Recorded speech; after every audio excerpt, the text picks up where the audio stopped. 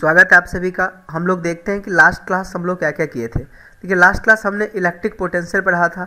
Electric potential क्या होता है इसका हमने डिफिनेशन जाना था, फिर हमने पोटेंशियल डिफरेंस यहाँ पर स्टडी किया था और इससे रिलेटेड 3-4 क्वेश्चन किए थे। तो होप आप लोगों का पोटेंशियल डिफरेंस ऑलरेडी क्लियर हो गया होगा, ठीक है। और यहाँ पर जो इम्पोर्टेंट यहाँ पर मार्केबल पॉइंट हमने यहाँ पर कहा था कि देखिए अगर कहीं पर किसी चार्ज पार्टिकल को आप एक पॉइंट से दूसरे पॉइंट पर ले जाते हैं तो किसी भी रास्ते से होकर ले जाए, यहाँ पर वर्क डन जो है वो बराबर होता है, ठीक है। फिर हमने electric potential due to mono charge की वजह से निकाल के देखा था और लास्ट क्लास में हमने मोनो चार्ज के बाद आपको इलेक्ट्रिक डायपोल से भी निकाल के देखा था। और साथ ही साथ ये जो रिलेशन है E=-dV/dr, इसको हम लोग डिफरेंशियल रिलेशन बोलते हैं between electric field and electric potential. यहाँ पर what is the differential relation between electric field and electric potential, तो ये जो आपका रिलेशन है यही आप लोगों को लिखना है। अगर आप इसको लैंग्वेज में लिखना चाहते हैं तो आप ये लिख सकते हैं कि निगेटिव पोटेंशियल डिफरेंस ऑफ, हाँ यहाँ पर negative potential difference is called electric field intensity, या फिर आपको ऐसे भी लिख सकते हैं कि negative potential gradient is known as electric field intensity, ठीक है। ये ज़्यादा बेहतर है पहले वाले से। तो ये चीज़ हम लोग लास्ट क्लास में पढ़ लिए थे और ढेर सारे यहाँ पर क्वेश्चंस देखे थे। आज का लेक्चर स्टार्ट करें इससे पहले हम लोग देख लेते हैं, हमारा ये इलेक्ट्रोस्टैटिक का चैप्टर नंबर 8 है जो क्रैश कोर्स सीरीज चल रहा है, जहाँ पर हम complete courses class 12th board exams के लिए करवा रहे हैं। और इस कोर्स की खासियत ये है कि ये आपका कोर्स जो है वो प्रॉब्लम बेस्ड है, यानी कि क्वेश्चंस के थ्रू हम यहाँ पर कंसेप्ट समझते हैं, बहुत सारी चीज़ों को डील करते हैं, ताकि आप ये बोल सकते हैं एक तीर में कई निशाना हम लोग लगा सके। मास्टर कोर्स हमारा नाम है। यहाँ पर आगे एक और इन्फॉर्मेशन आप लोगों के लिए कि हमारे चैनल पर आप भी डिफरेंट तरह के कोर्सेज कर सकते हैं, थर्मोडायनामिक्स, इलेक्ट्रोस्टैटिक्स, मैथमेटिकल टूल्स, फिर क्लास 12th का फिजिक्स, और ये आप लोगों को ऑलरेडी चल ही रहा है, ठीक है। तो चलिए अब हम आगे बढ़ते हैं और आज का लेक्चर शुरुआत करते हैं यहाँ से कैपेसिटर। ये हमारा इलेक्ट्रोस्टैटिक्स का जो है वो गिने चुने 2-3 लेक्चर बचे हुए इलेक्ट्रोस्टैटिक्स के, ठीक है। तो आज हम लोग कैपेसिटर पढ़ेंगे और ये लास्ट चैप्टर है इलेक्ट्रोस्टैटिक्स का। सबसे पहले यहाँ पर समझिए कैपेसिटर होता क्या है, ठीक है। तो कैपेसिटर जो बनता है ये आपको बनता है कैपेसिटी वर्ड से, और कैपेसिटी का मतलब होता है क्षमता, मतलब किसी चीज़ की क्षमता। तो यहाँ पर बेसिकली हम चार्ज के बारे में पढ़ते हैं। तो कैपेसिटर क्या होता है कि एक डिवाइस होता है, ठीक है। कैपेसिटी अगर आप देखेंगे कैपेसिटी, तो कैपेसिटी में आपको दिखाई देगा कि चार्ज को स्टोर करने की क्षमता। तो जितने सारे कंडक्टर हमारे पास प्रेजेंट है, जितने सारे वेसल्स है हमारे पास, सबकी कुछ ना कुछ चार्ज की स्टोर करने की कैपेसिटी होती है, ठीक है। तो जिस कंडक्टर का यूज हम लोग चार्ज को स्टोर करने के लिए करते हैं उसका नाम है कैपेसिटर। तो देखिए एक capacitor is a device which is use to store electrostatic potential energy और चार्ज। सिंपल सा डेफिनेशन है कि कि कैपेसिटर क्या होता है कि एक डिवाइस होता है जिसका काम क्या आता है, जिसका काम क्या है कि इलेक्ट्रोस्टैटिक पोटेंशियल एनर्जी को और चार्ज को यहाँ पर स्टोर करना। अब देखिए मान लेते हैं ये हमारा कैपेसिटर है, ठीक है। तो ये करेगा क्या, चार्ज को स्टोर करेगा। शुरुआत में यानी ये QI लिखा हुआ है, QI शुरुआत में इसके पास चार्ज 0 था, ठीक है, और पोटेंशियल भी 0 था। बिकॉज चार्ज नहीं है तो पोटेंशियल भी इसके पास नहीं होगा। अब क्या होता है इलेक्ट्रिक पोटेंशियल, लास्ट लेक्चर जो आपको रिवीजन करवा रहे थे ना, तो लास्ट लेक्चर आप लोग जरूर देखिए इलेक्ट्रिक पोटेंशियल के लिए, ठीक है। तो यहाँ पर क्या है, जो आपका यहाँ पर चार्ज है शुरुआती इस पर 0 है। अब हम क्या कर रहे हैं, धीरे धीरे इस पर चार्ज लोड कर रहे हैं, तो उसका पोटेंशियल भी धीरे धीरे बढ़ रहा है। तो फाइनली इस पर चार्ज Q आ गया है और फाइनल इसका पोटेंशियल V हो गया है, ठीक है। तो देखिए ये ऐसे देखा गया एक्सपेरिमेंटली, जो चार्ज होता है वो डायरेक्टली प्रोपोर्शनल होता है पोटेंशियल के, या फिर पोटेंशियल जो होता है वो डायरेक्टली प्रोपोर्शनल होता है चार्ज के। जिस रेशियो में आप चार्ज बढ़ाएंगे उसी रेशियो में इसका पोटेंशियल डिफरेंस भी बढ़ता हुआ नजर आता है। या फिर ये बोल सकते हैं कि जिस रेशियो में आप पोटेंशियल डिफरेंस बढ़ाएंगे उसी रेशियो में यहाँ पर चार्ज स्टोर होता हुआ नजर आता है। तो Q डायरेक्टली प्रोपोर्शनल होता है V का।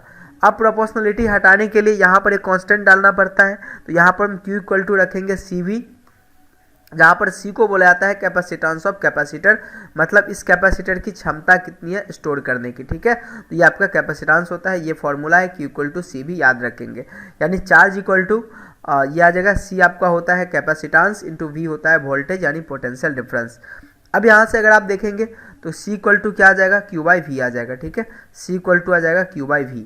तो अब यहाँ पर अगर मान लेते हैं कि चार्ज को 1 कूलम लेते हैं और ये वोल्टेज को 1 वोल्ट लेते हैं, तो 1 कूलम पर वोल्ट को हम लोग फैराड के नाम से जानते हैं। किसके नाम से जानते हैं?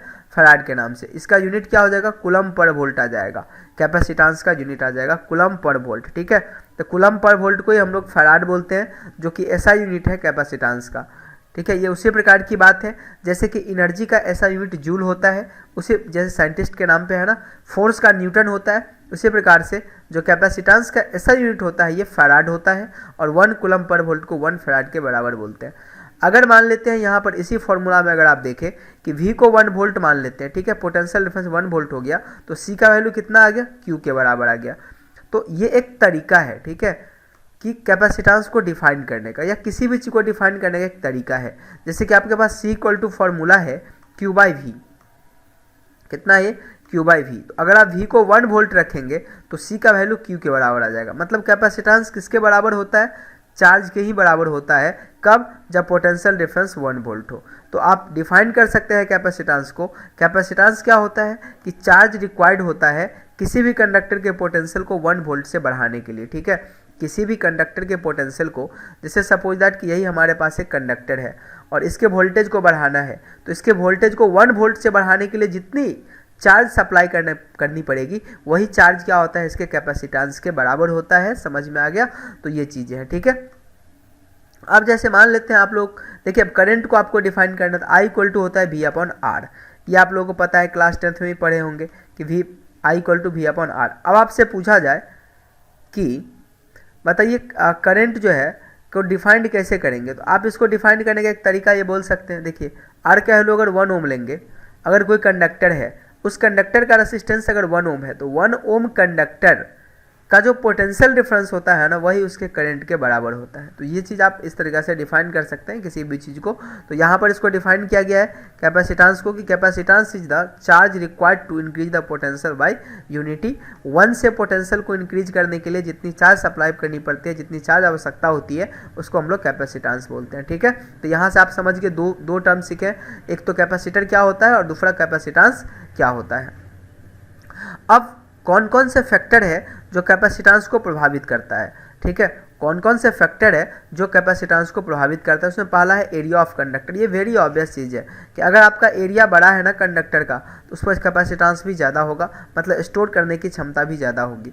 फिर आपका डाइलेक्ट्रिक बिटवीन देम, डाइलेक्ट्रिक आप बेसिकली इंसुलेटर को बोल सकते हैं। अगर किसी कंडक्टर के बीच में डाइलेक्ट्रिक मीडियम डाल देते हैं, इंसुलेटिंग मीडियम डाल देते हैं, तब भी इसका क्या होता है? कैपेसिटेंस बढ़ जाता है। तो ये चीज़ दोनों में बढ़ता है। फिर कह रहा है कि उसके कंडक्टर के बगल में अगर कोई दूसरा कंडक्टर आप ला के रख देते हैं, तब भी इसका कैपेसिटेंस बढ़ जाता है। तो ये तीनों चीज़ पर बढ़ जाता है। अब ये थर्ड वाले का क्या मतलब हुआ कि देखिए एक कंडक्टर है, अकेले रखा हुआ है, इसकी कुछ कैपेसिटेंस होगी।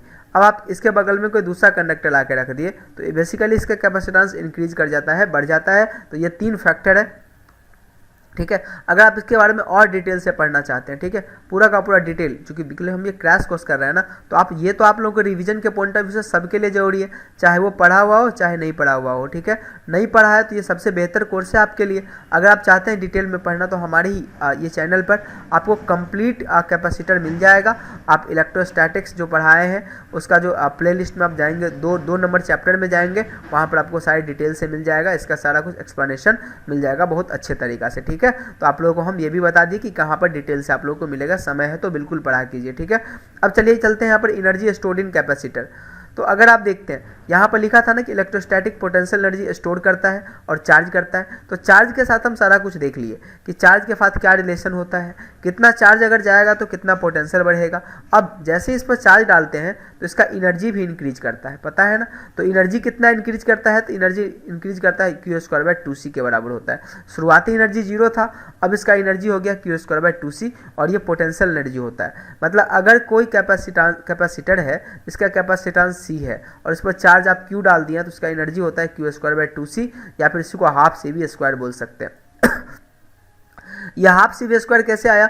आप जानते हैं Q equal to C V, तो यहाँ Q को जब आप सी वी डाल देंगे तो यह हाफ सी वी स्क्वायर आएगा। इसका भी जो कंप्लीट एक्सप्लेनेशन है कि कैसे ये फॉर्मूला आया, आप हमारे ही लेक्चर में जाइए, जो सेकेंड नंबर का लेक्चर है आपका इलेक्ट्रिक पोटेंशियल का, ठीक है, उसमें देखिए प्ले लिस्ट में जाकर आपको डिटेल से मिल जाएगा कि कहाँ पर क्या दिया गया है, ठीक है। तो आप लोग ज़रूर पढ़िएगा अगर समय मिलेगा तो, ताकि आप लोग को बेहतर से क्वेश्चन अटैम्प्ट ले सके। अब जो कैपेसिटर होता है वो तीन तरह का बेसिकली होता है। एक होता है पैरेलल प्लेट कैपेसिटर, दूसरा होता है स्फेरिकल कैपेसिटर, और तीसरा ये होता है सिलेंड्रिकल कैपेसिटर, ठीक है। तीन तरह के होते हैं। यहाँ पर तो क्रैश कोर्स से सिर्फ फॉर्मूला बता रहे हैं, बट जो रेगुलर वाला लेक्चर है उसमें हम प्रूफ भी किए हुए हैं। तो अब जो रिवीजन कर रहे हैं, जिसके पास कॉपी है, उसके लिए तो बहुत बढ़िया है, लेकिन जो जानना चाहते हैं कि हमको ये करना है तो आप जाके कर सकते हैं, ठीक है। अब देखिए पैरेलल प्लेट कैपेसिटर है। पैरेलल प्लेट कैपेसिटर क्या होता है? दो प्लेट होता है, ठीक है, एक दो, इसका एरिया ए है इस प्लेट का, और बीच का डिस्टेंस डी है, और इस पर चार्ज स्टोर हुआ है, एक पर प्लस हुआ है दूसरे पर माइनस हुआ है, तो जो उसका कैपेसिटेंस होता है epsilon naught A upon D के बराबर होता है। ये C equal to epsilon naught A upon D होता है यहाँ पर, ठीक है। अगर मान लेते हैं कि इसके बीच में कोई डाइलेक्ट्रिक डाल दिए हैं, कुछ यहाँ पर थिकनेस डाल दिए हैं इंसुलेटिंग मीडियम, तब इसका कैपेसिटेंस का फॉर्मूला हो जाता है epsilon naught A upon D minus T plus T by K. और अगर C equal to epsilon naught A K upon D होता है, अगर इसके बीच में कंप्लीटली डाइलेक्ट्रिक भरा होता है, इसमें ट्री थिकनेस का है, इसमें कंप्लीटली है, तो ये आता है। हम एक इन्फॉर्मेशन यहाँ पर आप लोगों को देना चाहेंगे कि जो पैरेलल प्लेट कैपेसिटर का ये फॉर्मूला है, बेसिकली सिर्फ ये एग्जाम में प्रूफ करने के लिए भी पूछा जाता है। तो यहाँ पर हम प्रूफ तो नहीं कर सकते क्योंकि ये क्रैश कोर्स है, ठीक है। यहाँ पर revision series plus problem practice चल रहा है। तो आप लोग एक काम करेंगे कि जो मेरा लेक्चर है ना, वहाँ पर हम प्रूफ किए हुए हैं, जो रेगुलर लेक्चर है, तो उस पर जाके आप प्रूफ कर सकते हैं, ठीक है, ये चीज़। अब अगर स्फेरिकल कैपेसिटर की बात करेंगे तो यहाँ पर एक सेल टाइप से है, ये है, और इसके ऊपर एक और सेल है, इस पर प्लस है, इस पर माइनस है, इसका इंटरनल रेडियस माइनस ए है और इस पर प्लस ए है। तो ये आपका हो गया आपका कैपेसिटर स्फेरिकल कैपेसिटर। इसका कैपेसिटेंस का फॉर्मूला होता है 4 pi epsilon naught by 1 minus A by 1 minus B. और अगर इसके बीच में कोई डाइलेक्ट्रिक भरा हुआ है इसके बीच में पूरा, तो के आ जाएगा, अगर नहीं भरा हुआ है तो के यहाँ पर नहीं आएगा, ठीक है। अब यही चीज़ अगर ये पूरा का पूरा एक ही सेल हो जाता है, ठीक है, या फिर पूरा का पूरा सॉलिड हो जाता है, ये आपको तो हॉलो टाइप सा था, ये सॉलिड हो जाता है, तब इसका अगर रेडियस इसका ए है, बिकॉज दूसरा जो रेडियस होगा वो इन्फाइनाइट पे बनेगा, तो यहाँ पर सी होता है 4 पाई एप्सिलॉन नॉट ए के बराबर, रेडियस के डायरेक्टली प्रोपोर्शनल होता है, यहाँ पर ए क्या है आपका रेडियस है ये। अब सिलेंड्रिकल कैपेसिटर की बात करेंगे, ये आपका एक सिलेंडर है जिसका आपको रेडियस कितना, इंटरनल ए रेडियस है और आउटर रेडियस बी है। तो इसका जो कैपेसिटेंस होता है वो 2 पाई एप्सिलॉन नॉट, ये आपका L K upon L N B by A होता है। एल यहाँ पर क्या है, इसका ये वाला लेंथ है। तो ये चीज़ आपका इतना था आपको कैपेसिटर में पढ़ना। बेसिकली एक स्लाइड में हम लोग सारे के सारे चीज़ यहाँ पर कवर कर लिए हैं, जो चीज़ें काफ़ी इंपॉर्टेंट थी। अब आप लोगों को लिखना भी होगा, इसीलिए मैं स्लाइड को थोड़ा साफ कर देता हूँ और आप लोग इसको लिख लेंगे यहाँ पर, ठीक है। तो ये था आपका अगले वाला। ये आगे बढ़ते हैं और कुछ क्वेश्चंस यहाँ पर देखते हैं। क्वेश्चन नंबर 21 इसीलिए आया क्योंकि 20 क्वेश्चन इस चैप्टर में हम ऑलरेडी कर चुके हैं, और क्वेश्चन का जो लेवल है काफ़ी अच्छा है। जो पढ़े हैं वो भी और जो नहीं पढ़े हैं वो भी, दोनों को समझ में आएगा। जो पढ़े हैं उसके लिए तो और बेहतर है। आप जाके ज़रूर यहाँ पर कम से कम नोट्स नहीं बनाना है तो क्वेश्चन को आप जरूर देखिए, सिर्फ लेक्चर को, ठीक है। चलिए क्वेश्चन हम यहाँ पर सॉल्व करते हैं। ये क्वेश्चन आपका 2014 में पूछा गया है, CBSE ने पूछा है, और ये क्वेश्चन थोड़ा लंबा चौड़ा है, बट इसका जो सोल्यूशन है वो इतना लंबा नहीं है, ठीक है। आप देख सकते हैं सॉल्यूशन। चलिए यहाँ पर क्वेश्चन में दे रखा है in a parallel plate capacitor with air between plate. Correct, parallel plate capacitor है ये वाला पैरेलल प्लेट कैपेसिटर, इसके बीच में एयर है, मतलब है कि इसमें डाइलेक्ट्रिक नहीं रखा हुआ है, ठीक है। और कह रहा है कि जो प्लेट एरिया है दोनों का वो इतना दे रखा है। तो अब एरिया यहाँ पर दे दिया, क्या क्या दे रखा है उसको हम लिखते हैं पहले, ठीक है। एरिया दे रखा है, आगे कह रहा है the separation between plate 3 millimetre, और डी भी दे रखा है कि 3 मिलीमीटर है, तो यहाँ पे मीटर में कन्वर्ट कर लिए। क्वेश्चन में पूछ रहा है calculate the capacitance of the capacitor. अब किस फार्मूला पर जाएगा ये, तो ये इस फार्मूला पर जाएगा। देखिए यहाँ पर इसको, यही ना है आपका एरिया ए दे रखा है, बीच का डिस्टेंस दे रखा है, तो कैपेसिटेंस होता है epsilon naught A upon D. What is epsilon not? Epsilon not क्या है? एप्सिलॉन नॉट आपका है permittivity of medium, sorry vacuum, ये परमिटिविटी ऑफ वैक्यूम है। तो यहाँ पर देखिए सी का फॉर्मूला सीधा लगा दिया epsilon naught A upon D, तो यह आ जाएगा सी 8.85 एप्सिलॉन नॉट का वैल्यू होता है इंटू 10⁻⁻12, ये एप्सिलॉन नॉट का वैल्यू होता है, याद रख सकते हैं यहाँ भी आप। और ये आपका दे रखा है एरिया दे रखा है, और ये आपका डी दे रखा है यहाँ से, ठीक है। ये देखिए ये दोनों दे रखा है, तो यहाँ से हम लोग निकाल लिए। ठीक है, ये सी आ गया 1.77 इंटू 10⁻11 फैराड के बराबर। अब तो ये सेकेंड क्वेश्चन में कह रहा है कि अगर इस कैपेसिटर को आप कनेक्ट कर देते हैं 100 वोल्ट सप्लाई से, यानी वोल्टेज दे दिया 100, तो बताइए तो चार्ज कितना होगा। तो यहाँ पर देखिए आप चार्ज इक्वल टू होता है CV, तो C तो यहाँ से निकल गया है और V यहाँ पर 100 दे दिया है, तो ये आपका हो जाएगा वोल्टेज। अब यहाँ पर चीज़ें कह रही है कि how would charge on the plate be affected if a 3 mm thick mica sheet of a K6 is inserted between the plate while the voltage supply remain connected। देखिए कह रहा है कि अब जो है यहाँ पर बीच में हवा था, अब इसके बीच में क्या कह रहा है कि आप 3 मिलीमीटर थिक का, यानी कि इसके बीच का थिकनेस तो 3 मिलीमीटर था ही, इसका मतलब है कि पूरे के पूरे इसके बीच में आप क्या करें, एक माइका इंजेक्ट कर दे रहे हैं, और माइका एक डाइलेक्ट्रिक होता है, इंसुलेटिंग होता है, तो चार्ज में क्या असर होगा। तो आपको पता है कि देखिए अगर एयर नहीं रहेगा बीच में, यहाँ पर एयर रहेगा तो एप्सिलॉन नॉट A/d आएगा, और अगर आपका एयर नहीं रहेगा, कोई और चीज़ रहेगा, तो एप्सिलॉन नॉट A/d और K एक्स्ट्रा एक K आ जाता है। मतलब जो एयर रहने के में जितना आता है उसको अगर K से आप मल्टीप्लाई कर देंगे तो डाइलेक्ट्रिक डालने के बाद यहाँ पर निकल जाएगा। तो देखिए यहाँ पर K6 दे रखा है, तो जो नया कैपेसिटेंस होगा वो KC के बराबर हो जाएगा। ठीक है, तो इसीलिए नया जो चार्ज होगा वो KQ के बराबर हो जाएगा, यानी K से मल्टीप्लाई कर देंगे तो नया चार्ज आपका इसके बराबर हो जाएगा। तो इंड्यूस्ड चार्ज कितना हो जाएगा, Q माइनस Q डैश, जो पहले चार्ज था और जो बाद में आया उसको आप घटा दीजिए, ये चीज़ आप यहाँ से निकल कर सामने आ जाएगी। तो ये 21 नंबर क्वेश्चन जो कंप्लीट आपका पैरेलल प्लेट कैपेसिटर पर था, और ये पूछा भी हुआ है, आप लोग अच्छे से क्वेश्चंस को जरूर करेंगे। आइए हम आगे क्वेश्चंस देखते हैं। यहाँ पर ये क्वेश्चन है, फिर उसी टाइप का क्वेश्चन यहाँ पर दे रखा है। ये कह रहा है कि एक capacitor of 200 picofarad is charge by 300 volt battery. एक कैपेसिटर है और इसको इतना वोल्ट बैटरी से चार्ज कर दिया गया है। ठीक है, मतलब C दे रखा है यहाँ पर, देखिए जो दे रखा है उसको आप लिखना नहीं भूलिएगा। ठीक है, और पोटेंशियल दे रखा है 300 वोल्ट। अब कह रहा था battery is then disconnected to another uncharge capacitor of 100 picofarad. अब कह रहा है कि इस बैटरी को एक दूसरा कैपेसिटर से कनेक्ट किया जाता है जिसका कैपेसिटेंस 100 पिकोफैराड है। तो कह रहा है calculate the difference between the final energy stored in the connected system and the initial energy stored in the single capacitor. बहुत अच्छा क्वेश्चन है ये, बहुत कुछ इन्फॉर्मेशन यहाँ पर मिलेगा, बहुत कुछ सीखने को यहाँ पर आपको मिलेगा। तो आइए हम लोग आगे बढ़ते हैं, उसको सॉल्व करते हैं। पहले क्वेश्चन समझ में आ गया आप लोगों को। ये कह रहा है कि देखिए एक कैपेसिटर है जिसका ये दे रखा है पिकोफैराड और ये वोल्टेज दे रखा है। ठीक है, अब यहाँ पर आप देखेंगे कह रहा है कि एक दूसरा उसी बैटरी को क्या किया गया है कि डिस्कनेक्ट करके किसी दूसरे अनचार्ज कैपेसिटर से जोड़ दिया गया है। ठीक है, उसी बैटरी को। तो कह रहा बैटरी देन एक मिनट ये नहीं कर, देखिए इसको सबसे पहले चार्ज कर दिया, इस कैपेसिटर को चार्ज कर दिया किसी बैटरी से, अब बैटरी को हटा दिया और इस कैपेसिटर को किसी दूसरे कैपेसिटर से कनेक्ट कर दिया गया है, ये जिसका वैल्यू कितना है 100 पिकोफैराड है। ये चीज़ यहाँ पे कह रहा है। ठीक है, तो देखिए पहले जो इसके पास एनर्जी था और जो कनेक्ट कर देगा तब जो सिस्टम बनेगा, पहले इसके पास जो सिंगल एनर्जी था और कनेक्ट करने का जो सिस्टम बनेगा उसमें कह रहा है कि कितना एनर्जी डिफरेंस आएगा, ये पूछ रहा है आपसे। ठीक है, तो चलिए देखते हैं। यहाँ पर सबसे पहले यहाँ पर C दे रखा है और V दे रखा है पहले वाले में, तो एनर्जी कितना स्टोर होगा, हाफ CV² जो कि इनिशियल होगा, यह आ जाएगा इतना जूल। ठीक है, ये अब उसी समय चार्ज कितना होगा बैटरी पर, तो Q इक्वल टू CV, आपको फॉर्मूला पता है, CV यहाँ पर दे रखा है और V भी दे रखा है पहले वाले का, तो इतना आ जाएगा। अब यहाँ पर देखिए क्या हो गया कि ये जो है 200 पिकोफैराड जो पहले वाला था उसको कनेक्ट कर दिया दूसरे वाले से जिसका 100 पिकोफैराड, तो होगा क्या, इस पर तो चार्ज था नहीं, बेसिकली चार्ज इस पर था, तो जैसे ही कनेक्ट करेंगे तो चार्ज यहाँ से ट्रेवल करना इस पर आना शुरू हो जाएगा। और चार्ज तब तक आएगा जब तक कि दोनों का पोटेंशियल सेम नहीं हो जाता है, मतलब इसका पोटेंशियल इसके बराबर नहीं हो जाता है। ये बहुत बड़ी यहाँ पर इंफॉर्मेशन है कि शेयरिंग करने से क्या होता है, तब तक शेयरिंग होता है चार्ज का जब तक पोटेंशियल सेम नहीं हो जाता है। कई लोग अक्सर ये समझते हैं कि चार्ज तब तक मूव करेगा जब तक दोनों पर चार्ज सेम नहीं हो जाएगा, तो ये गलत है। चार्ज सेम नहीं, पोटेंशियल सेम होगा। ठीक है, तो यहाँ पर देखिए V200 इक्वल टू V100 इसके बराबर हो जाएगा, मतलब इसका पोटेंशियल इसके पोटेंशियल के बराबर कब होगा, तो मान लिए कि इस पर चार्ज Q ट्रांसफर हो गया तो इस पर कितना बचा रहेगा, Q माइनस Q के बराबर। तो अब यहाँ पर V20 क्या हो जाएगा, देखिए Q इक्वल टू CV होता है, आप जानते हैं कि Q इक्वल टू